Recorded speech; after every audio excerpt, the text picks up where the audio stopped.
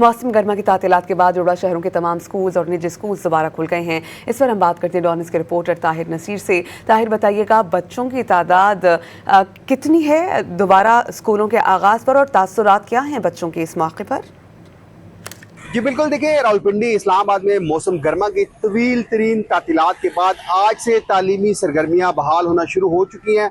रावलपिंडी और इस्लामाबाद के तमाम प्राइवेट और निजी स्कूल्स खुल चुके हैं। इस वक्त स्कूलों के बाहर जो है वालिदैन और बच्चों की गहमा गहमी नजर आ रही है, क्योंकि तवील तरीन छुट्टियां गुजारने के बाद आज जो बच्चे हैं उनके चेहरे पर खुशी भी है कि दोबारा आज वो अपने दोस्तों के साथ मुलाकात करेंगे। और जो स्कूल की टाइमिंग है वो भी जो है वो तकरीबन 1 बजे तक रखी गई है। 1 बजे छुट्टी दे दी जाएगी, जबकि दूसरी जानिब जिला इंतजामिया की जानिब से तमाम जो स्कूल्स खुल रहे हैं उनकी इंस्पेक्शन का भी हुक्म दिया गया। इस इंस्पेक्शन के दौरान स्कूल की सिक्योरिटी, सफाई सुथराई इंतजामात का जायजा लिया जाएगा।